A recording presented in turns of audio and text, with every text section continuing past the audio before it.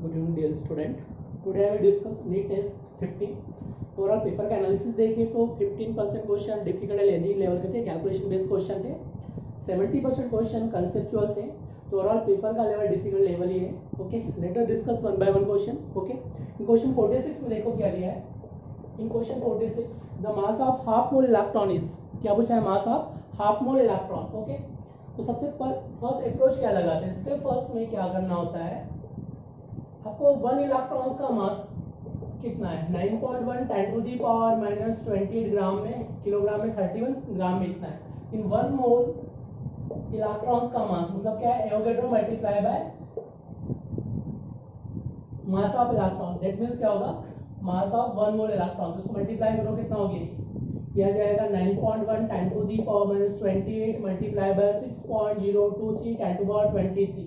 Okay, तो इसको multiply करेंगे तो आ जाएगा मास ऑफ 1 मोल इलेक्ट्रॉन. तो ये कितना हो गया आपके पास, माइनस 28, ये कितना है 23, तो कितना हो जाएगा 9.1, इधर क्या बचेगा 6.023, ये कितना बचेगा -5 ग्राम में मिलेगा मास ऑफ 1 मोल इलेक्ट्रॉन. इसको मुझे मिलीग्राम में कन्वर्ट करना है, तो मिलीग्राम में अमाउंट क्या मिलेगा, ज़्यादा मिलेगा. तो 1 gram is equal 10 to the power 3 milligram. तो 3 से मल्टीप्लाई कर दो इसको, ये कितना हो गया -5, ये कितना हो जाएगा +3, तो ये क्या हो जाएगा मिलीग्राम. ओके, और यहाँ पे सेम रहेगा, इसको मल्टीप्लाई दो, कितना होगा 54.2 के अप्रॉक्स मान लिया इसको. ओके, ये कितना हो गया, ये मिलेगा 0.542 मिलीग्राम. तो ये मास किसका है आपके पास, 1 मोल इलेक्ट्रॉन्स का मास है. और आपसे पूछा क्या है, the mass of half mole electrons. तो क्या करेंगे, 1/2 मोल ऑफ इलेक्ट्रॉन्स का मास पूछे, इसको 2 से डिवाइड कर दो, 0.542 डिवाइड बाय 2, तो क्या आ जाएगा 0.273 मिलीग्राम. तो answer will be B, answer is correct. Okay, इसका आंसर क्या आ जाएगा, बी. ओके, अब क्वेश्चन 47 में क्या दिया है उसको देखो.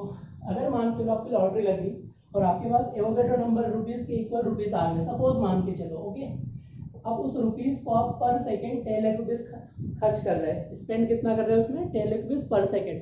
तो how many year will be taken, तो उसको कंप्लीट खर्च होने में कितने ईयर्स लगेंगे आपसे पूछा हुआ है. ओके, तो चलो देखते हैं क्वेश्चन 47 में क्या दिया है. अगर आप 1 सेकंड में कितना रुपीस,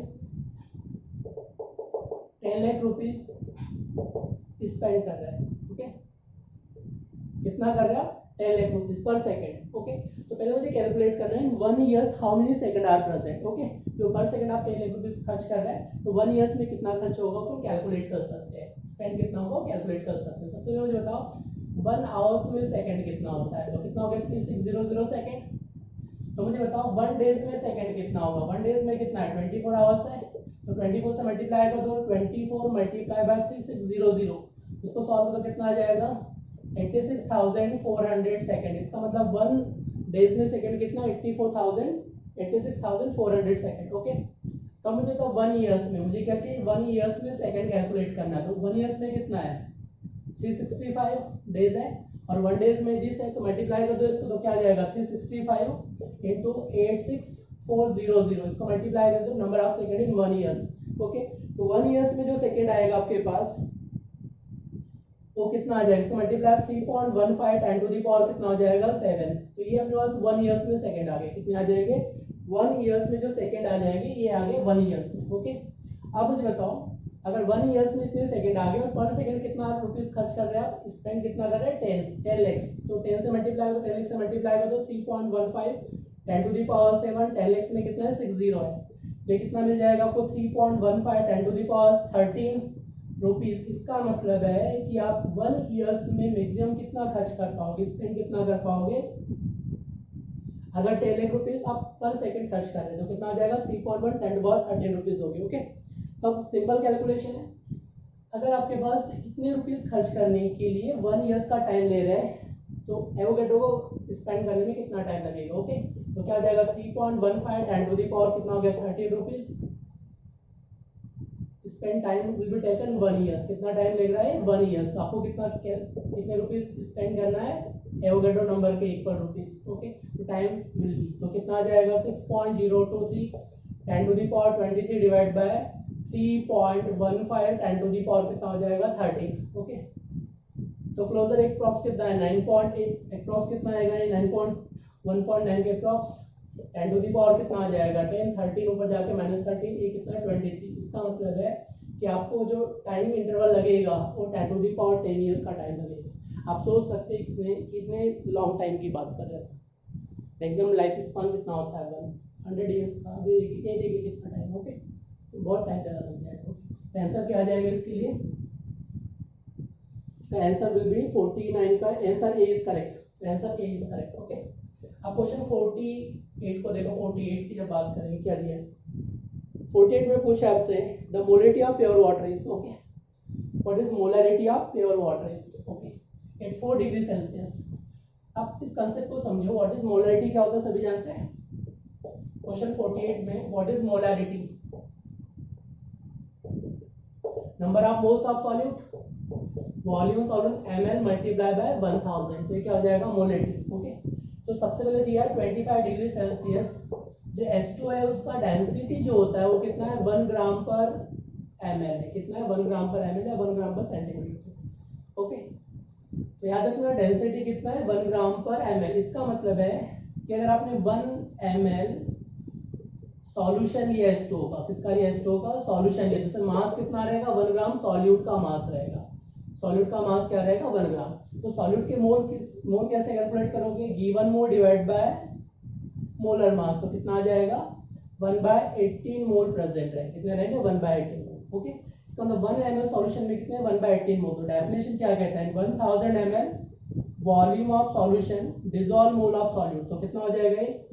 1/18 इंटू कितना हो जाएगा? 1000, तो 1000/18 तो कितना आ जाएगा? 55.55 क्या आ जाएगा? Mole per litre, molarity of solution. Okay, तो आंसर क्या आ जाएगा? A option is correct. Okay, 48 का A option is correct. Question 49 को देखो क्या दिया है?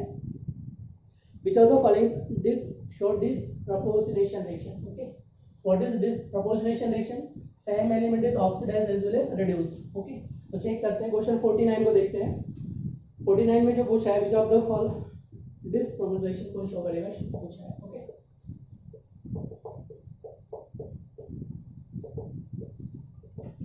Disproportionation reaction. ओके, तो same element is oxidised reduce is well as, suppose यहाँ पे -1 में तो ये कहाँ चला जाएगा? -3, तो ये क्या होगा? रिडक्शन हो गया।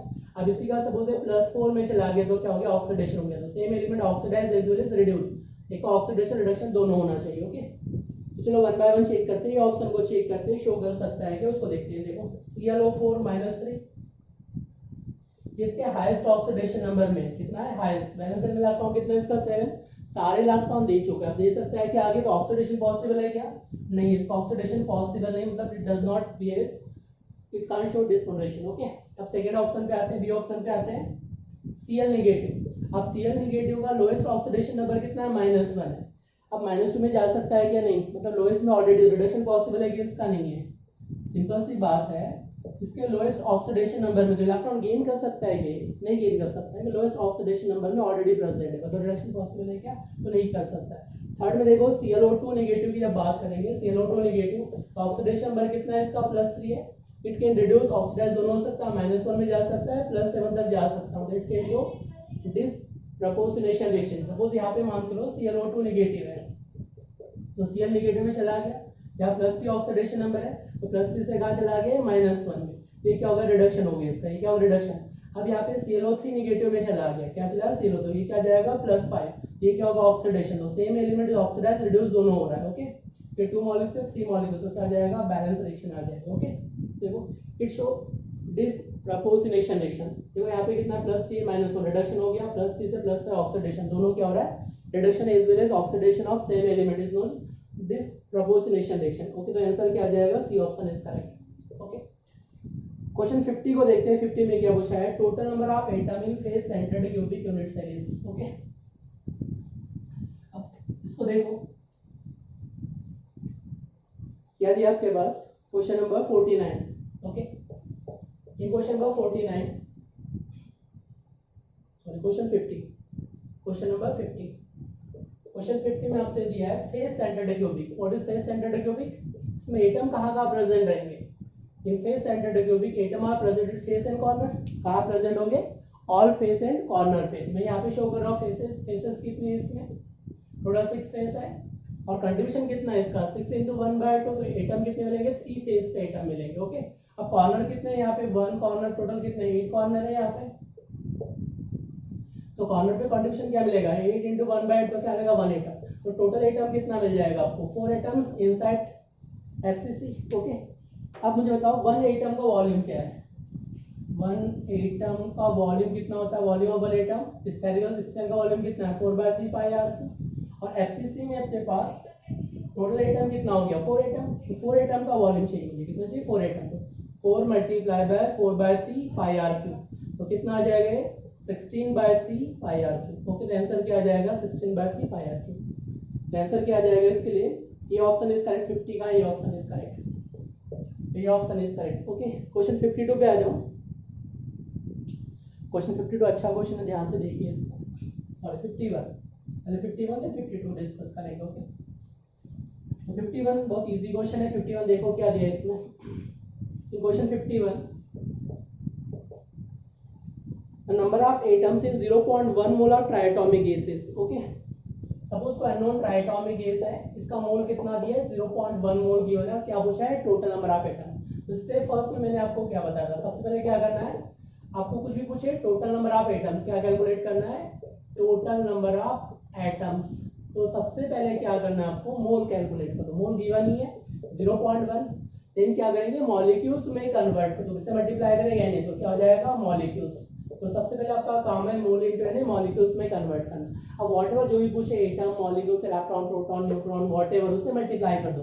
तो मुझे बताओ यहाँ पे कितने हैं एटम कितने हैं 3 एटॉमिक ट्राइएटॉमिक मतलब 3 एटम। तो 3 से मल्टीप्लाई कर दो इसको। तो देखो कितना हो गया 0.1 6 10 टू द पावर 23 और ये कितना हो गया 3 ये कितना हो गया 1.8 10 टू द पावर कितना हो गया 23 एटम। तो ट्राइएटॉमिक गैस के टोटल एटम कितने हो जाएंगे सी ऑप्शन इज करेक्ट। क्या जाए इसके लिए सी ऑप्शन इज करेक्ट। अब क्वेश्चन 52 को देखो। क्वेश्चन 52 में क्या दिया उसको देखो। ये अच्छा क्वेश्चन है ध्यान से देखिए क्वेश्चन 52 को। ओके क्वेश्चन 52 में दिया standard energy of formation in kilojoule per मोल अपने पास गिवन है। ओके तो किस किस के लिए गिवन है क्वेश्चन 52 फर्स्ट में आपके पास दिया है hydrogen react with 1/2 O2 to formation of H2। Standard enthalpy of formation जो गिवन है वो कितना दिया है -232 किलोजूल पर मोल। ओके ये आपके पास गिवन है। दूसरा आपके पास दिया standard enthalpy formation of CO2। तो ये क्या मिलेगा कार्बन सॉलिड ये O2 to formation of CO2। तो यहाँ पे भी आपके पास गिवन है स्टैंडर्ड एंथैल्पी ऑफ फॉर्मेशन कितना गिवन है इसके लिए -394.4 कितना दिया है -394.4 किलोजूल पर मोल इसके लिए वैल्यू गिवन। ओके और पेंटेन के लिए दिया है फॉर्मेशन। ओके सेकंड इक्वेशन हो गया। अब थर्ड इक्वेशन की जब बात करें तो 5 carbon 6 hydrogen to formation of C5H12 ये क्या बन जाएगा पेंटेन।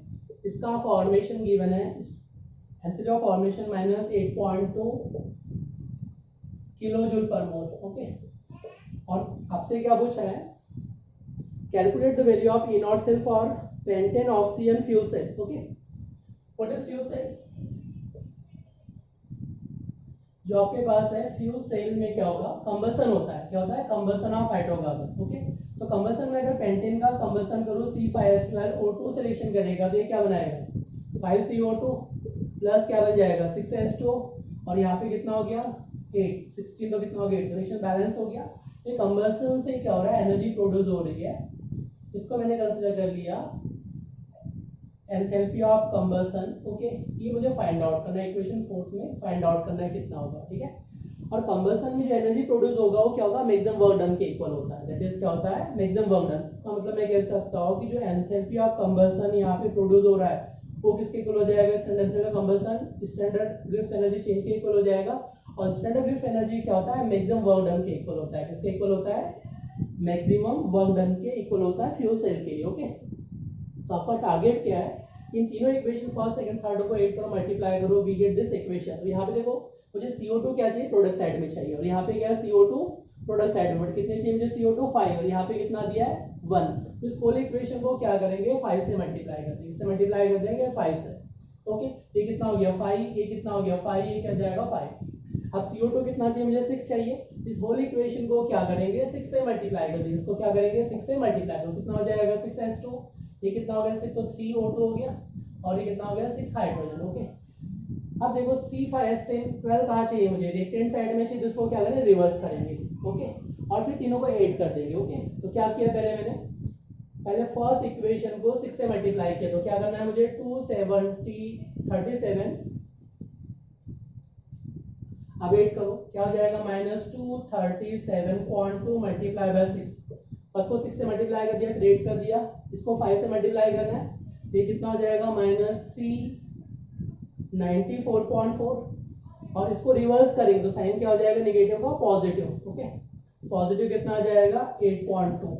ओके, तो ये इक्वेशन किसके इक्वल आ जाएगा, ये आ जाएगा maximum del G not max के इक्वल आ जाएगा, कंबसन मैक्सिमम गिव्स एनर्जी चेंज एंथैल्पी चेंज के इक्वल आ जाएगा। दिस इज फिजिबल रिएक्शन, और फिजिबल का मतलब इतना एनर्जी का एक्सचेंज हो रहा है, दैट इज दैट गिव्स energy change of formation for this reaction will be this del G not. Okay, और किसके इक्वल है मैक्सिमम बर्नन के इक्वल है। ओके, तब इसको 8 कर दो, इसको मल्टीप्लाई कर दो 6 से, तो कितना आता है इसको देख लो, आप इसको मल्टीप्लाई करो 6 से मल्टीप्लाई कर दो,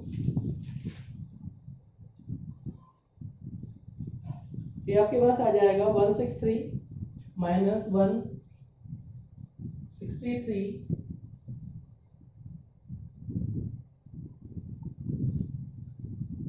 9.2।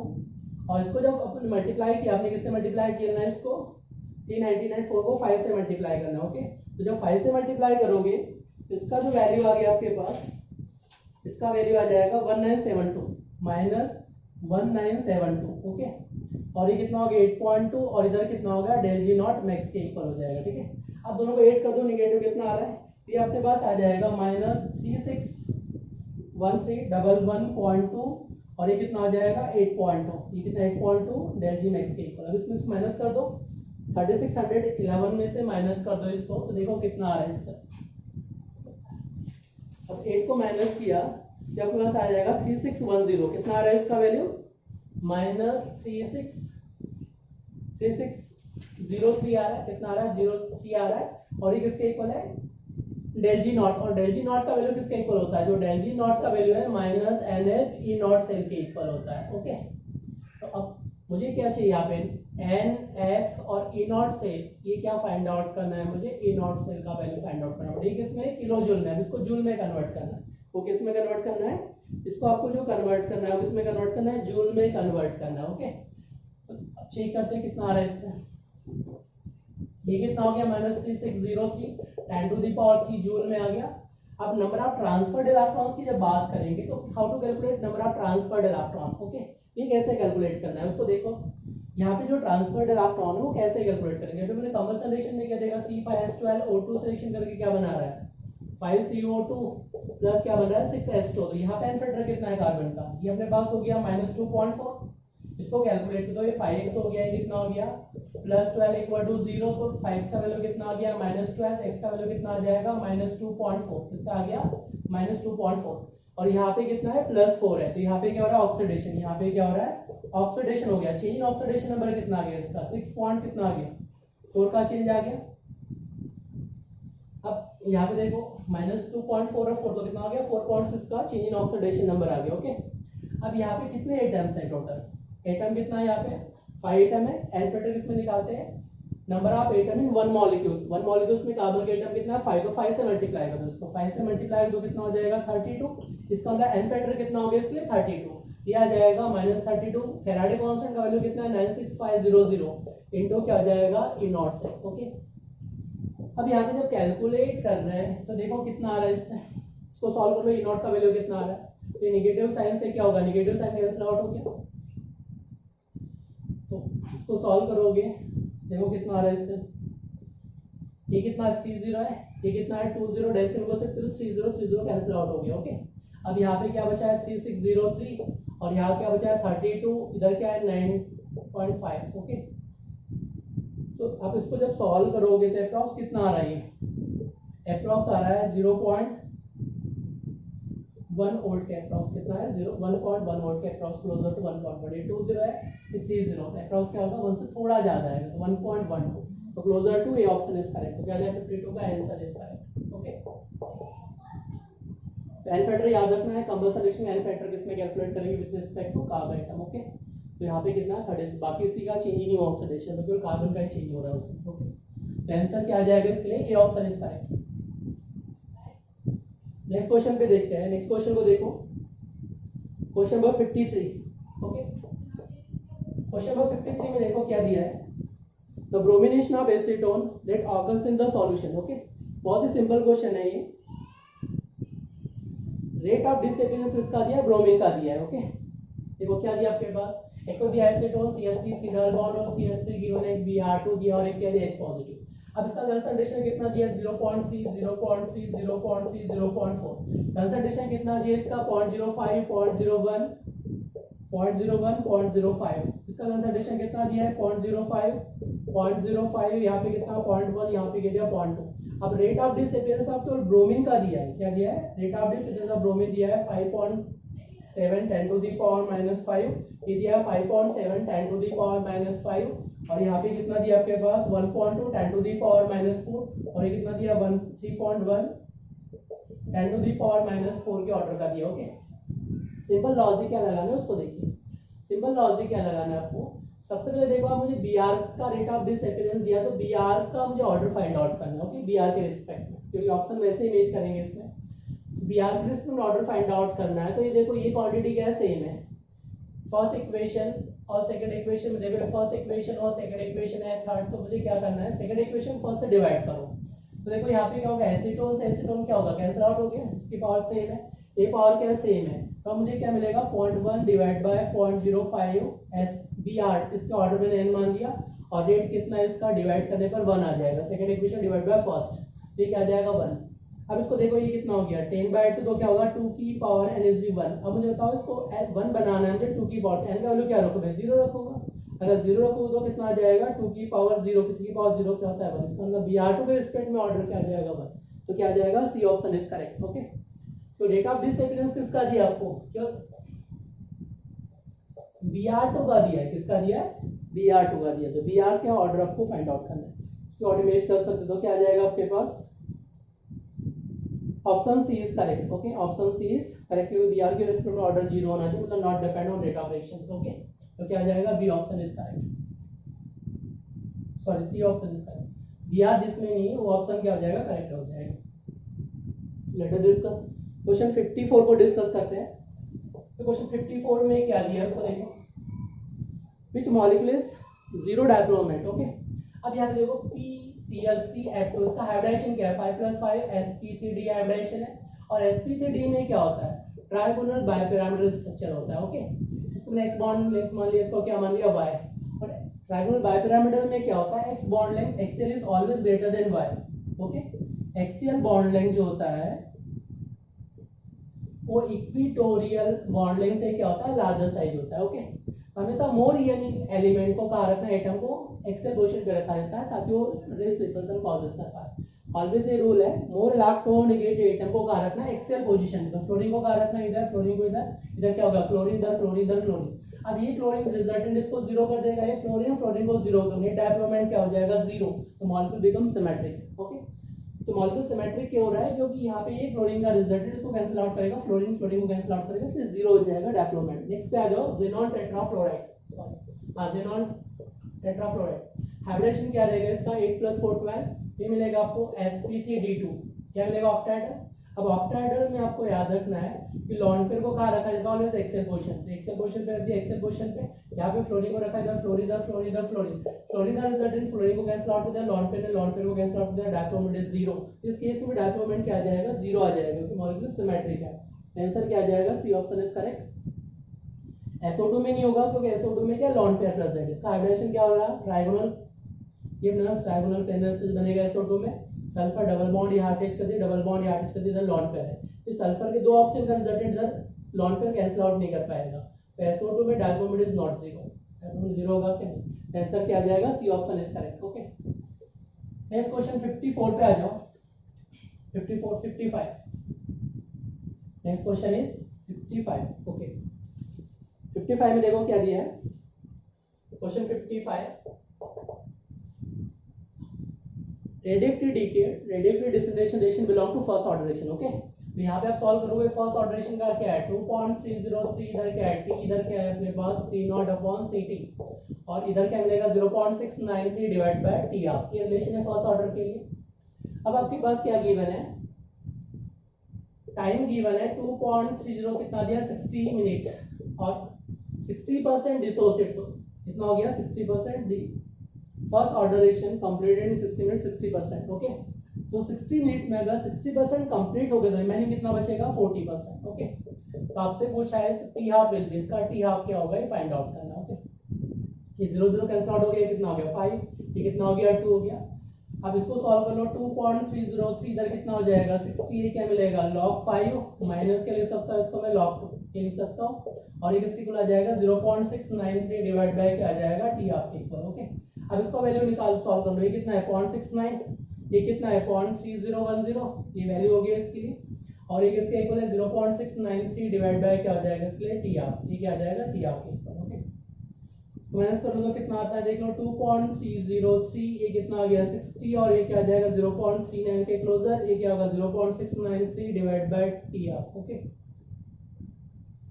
अप्रॉक्स क्या करेंगे अब इसको सॉल्व कर लो तो टी हाफ यहाँ से जो आपके पास आ रहा है वो कितना आ रहा है 46.55 क्लोजर टू 47 क्लोजर मतलब 50 के क्लोजर, तो क्या जाएगा 50 इज करेक्ट आंसर, जाएगा 47 मिनट के अप्रॉक्स, तो क्या जाएगा सी ऑप्शन इज करेक्ट, क्या जाएगा 50 मिनट्स। ओके ऑप्शन में दिया ही नहीं उन्होंने, थोड़ा ऑप्शन डिफरेंट दिए, क्या जाएगा 50 मिनट्स। ओके तो क्या जाएगा आपके पास B option is correct. Question number 56 देखिए, 56 में क्या दिया है,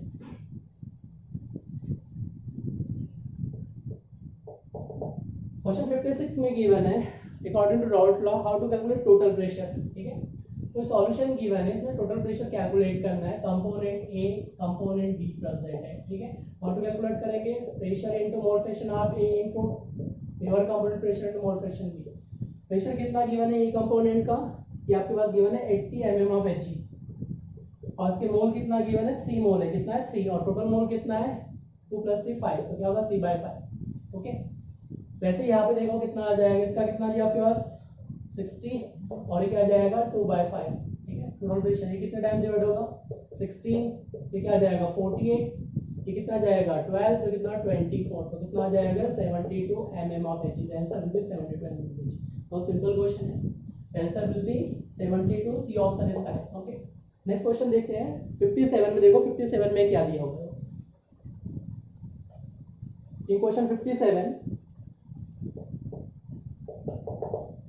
ये आपके पास गिवन है एसआरपी वैल्यू ई नॉट से Fe + 2 कन्वर्ट टू Fe, इसका वैल्यू गिवन है -0.441 वोल्ट। ओके और एक और गिवन है आपके पास E naught value is Fe + 3 convert to Fe + 2, इसका वैल्यू गिवन है 0.77 वोल्ट। ओके और रिएक्शन क्या दिया Fe + 2Fe + 3 to give 3Fe + 2। Okay इस रिएक्शन के ई नॉट का value E not cell find out करना है, क्या फाइंड आउट करना है ई नॉट सेल।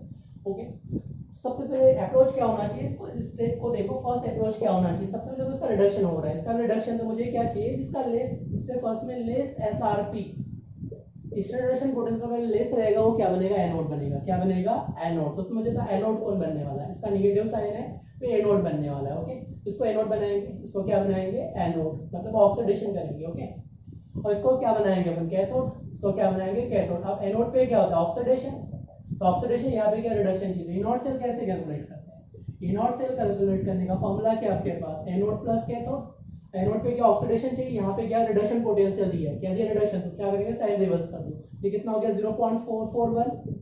यहाँ पे क्या चाहिए मुझे रिडक्शन, रिडक्शन ही दिया तो क्या आ जाएगा 0.77 वोल्ट, एट के तो कितना आ जाएगा दोनों को 1.212, आंसर क्या आ जाएगा C option is correct. Okay तो सिंपल देख लो, इसका एसआरपी वैल्यू लेस है वो एनोड बनेगा, अगर इसका ज्यादा है वो कैथोड बनेगा। और ई नॉट सेल क्या होता है एनोड प्लस कैथोड, यहाँ पे ऑक्सीडेशन पोटेंशियल चाहिए और यहाँ क्या चाहिए रिडक्शन पोटेंशियल, यहाँ पे क्या रिडक्शन तो रिवर्स कर देंगे। ओके तो साइन रिवर्स कर दो, वैल्यू सेम रहना है। ओके तो क्या आ जाएगा सी ऑप्शन इज करेक्ट।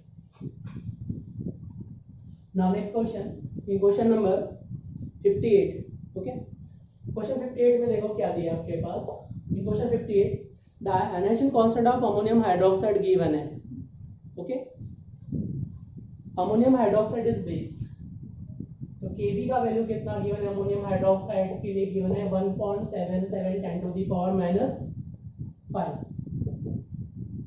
ये आपके पास गिवन है। Ionization constant of base given है, और आपसे पूछा गया hydrolysis constant of ammonium chloride. Okay, तो अमोनियम जो क्लोराइड है किसका सॉल्ट है? It is salt of weak base strong acid. Okay, तो how to calculate KH? What is degree of hydrolysis? KH is equal to CH square. क्या होता है? KH is equal to CH square. अपने पास ये formula होता है। आपसे पूछा क्या? Hydrolysis constant of ammonium chloride is. Okay, तो जो KH है उसका दूसरा फॉर्मूला क्या होता है? KW divide by KB। तो अपने पास पूछा गया हाइड्रोलिसिस कांस्टेंट ऑफ सॉल्ट, ये फाइंड आउट करना है। ओके, ये फाइंड आउट करना है। अब 25 डिग्री सेल्सियस पे KW का वैल्यू कितना होता है? -14 के ऑर्डर का, और KB कितना दिया है? 1.77 10 टू द पावर -5। अभी 5 ऊपर जाके क्या बन जाएगा? +5, तो क्या हो जाएगा? 10 टू द पावर -9, और ये क्या हो जाएगा? 1.77। ओके, जब इसको सॉल्व करोगे तो कितना आ जाएगा? 0.57 10 टू दी पावर -9। तो इसको ऊपर लेके जाओ तो क्या आ जाएगा? 5.7 10 टू दी पावर -10। तो चेक कर लो कौन सा ऑप्शन मैच कर रहा है इसके लिए। B option is correct. क्या आ जाएगा? B option is correct. आपको देख लो सॉल्ट किसका है वो दिया है उसमें। किसका सॉल्ट है? सॉल्ट किसका है? Strong acid weak base. तो उसकी ऑर्डर सॉल्व कर सकते हो। तो क्या आ जाएगा? B option is correct. Okay, next question देखो। क्वेश्चन नंबर 60 में क्या दिया है? Question number 60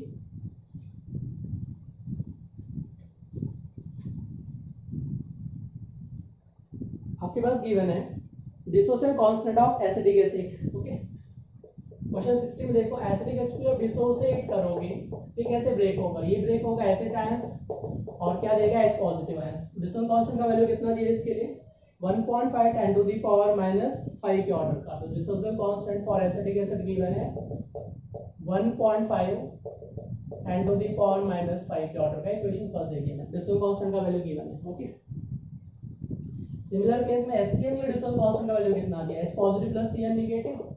dissociation constant of HCl is given, इसका जो वैल्यू गिवन है ये आपको दिया है 4.5 10 टू द पावर -10।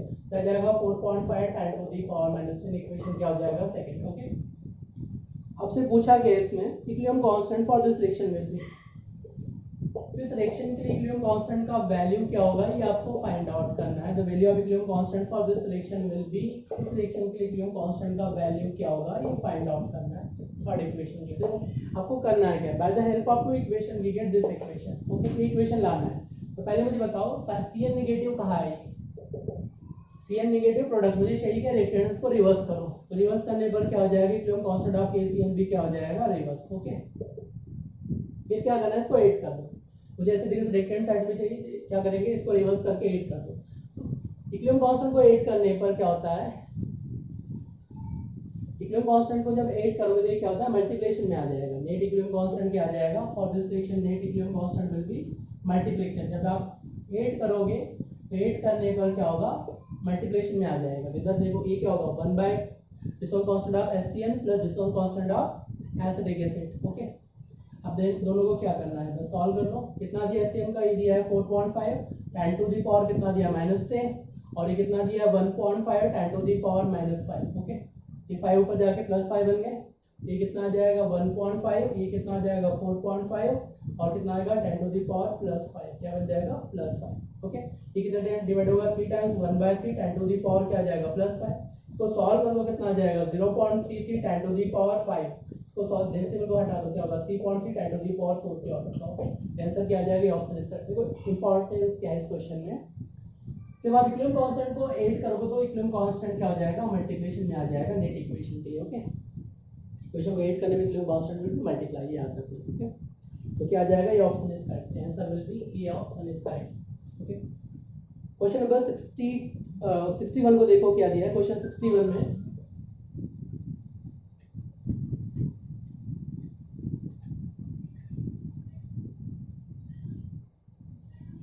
क्वेश्चन 61 में पूछा है calculate the pH of solution 25 degree Celsius for. Okay, तो कोई इलेक्ट्रोलाइट गिवन है, एक अननोन कोई इलेक्ट्रोलाइट है, इसमें हाइड्रोनियम आयंस कंसंट्रेशन गिवन है 10 to the power -10 mole per litre. तो pH कितना हो जाएगा इसका? Is similar to H positive. Hydronium ions similar to H positive. pH कितना हो जाएगा इसका? 10। तो जब pH कितना आ जाएगा इसका? 4। बहुत simple question. Hydronium ions similar to H positive, pH क्या आ जाएगा? C option is correct. Answer क्या आ जाएगा? C।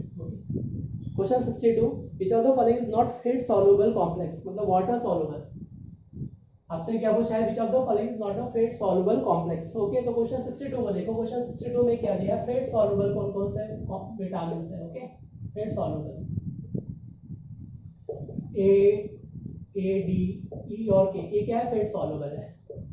Vitamin B complex, vitamin B complex और सी क्या, वाटर सॉल्युबल। क्या जाएगा, वाटर सॉल्युबल, वाटर में डिसॉल्व हो जाएंगे सॉल्युबल, तो क्या जाएगा, B complex is water soluble vitamin, और A D K fat soluble. Answer क्या जाएगा, B option is correct. Okay, question number आ जाओ 63 पे आ जाओ। 63 में क्या दिया उसको देखो। आपके पास क्वेश्चन 63 में दिया है,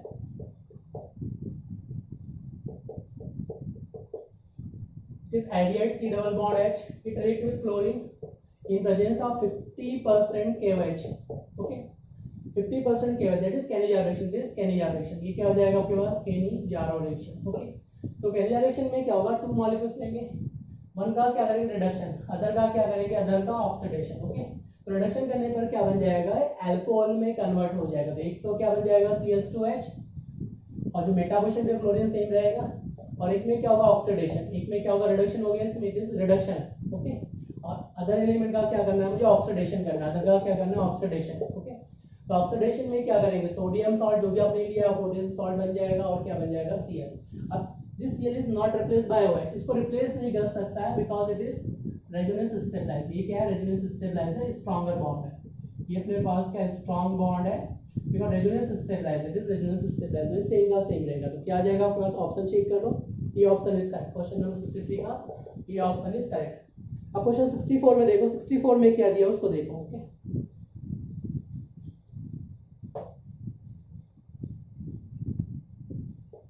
क्वेश्चन नंबर 64 में आपके पास गिवन है फॉर दिस रिएक्शंस, तो यहाँ पे देखो, यहाँ पे अपने पास गिवन है CH3 होल ट्वाइस, और क्या दिया है CH, इधर क्या दिया है CH2 दिया। ओके, अब इसको रिएक्शन करेंगे एथेनॉल की, इसकी रिएक्शन करेंगे C2H5OH की रिएक्शन करोगे। ओके, तो प्रोडक्ट क्या बन रहा है इसमें, as it is CH3 whole twice CH, इधर क्या है CH2 प्लस O C2H5, ये बन रहा है आपके पास। इट इज क्या अपने पास पोलर प्रोटिक सॉल्वेंट, तो ये क्या बन सकता है, SN1 भी दे सकता है, SN2 भी दे सकता है, बट यहाँ पे कार्बोकेटायंस बनके रिएजमेंट होता तो SN2 जाता है। यहाँ पे देखो, अब यहाँ पे रिएजमेंट हुआ क्या, नहीं, ये 1 डिग्री है, ये 2 डिग्री में जा सकता था, 2 डिग्री से 3 डिग्री में जा सकता था। ओके, 3 डिग्री में जाने की पॉसिबिलिटी है। अगर रिएजमेंट करके अगर यहाँ पे अटैच हो जाता, सपोज ये कार्बोकेटायंस रिएजमेंट करेगा, सपोज यहाँ पे 2 मिथाइल है, ये हाइड्रोजन है, ये अपने पास 1 2, ये कार्बोकेटायंस यहाँ से रिएजमेंट करके जाता, सपोज यहाँ पे आ जाता। ओके, और फिर ये कार्बोकेटायंस यहाँ पे पहुंच जाता रिएजमेंट करके, तो किसको प्रोसीड करता है, SN1 को, बट ये रिएजमेंट किया गया, इसने डायरेक्ट अटैच किया, मतलब SN2 है, इसमें भी क्या होगा SN2। और स्ट्रॉन्ग जब न्यूक्लियोफाइल लोगे तो क्या बन जाएगा, नेगेटिव चार्ज में हमेशा क्या होता है SN2, कार्बोकेटायंस नहीं बनता है, दोनों में क्या SN2। ओके, तो यहाँ पे SN1 हो सकता है, बट अगर ये प्रोडक्ट ये बनता अगर 3 डिग्री का टेक करता तो SN1 होता। ओके, कंसेप्चुअल क्वेश्चन है, थोड़ा स्विच कर दिया उसको, तो आंसर क्या आ जाएगा, डी ऑप्शन इज करेक्ट। क्या आ जाएगा, D option is correct. Okay, question number 65 को देखो। 65 में क्या दिया है, चलो बाकी remaining question discuss after some time. Okay, बाकी क्वेश्चन डिस्कस करेंगे आफ्टर सम टाइम। ओके।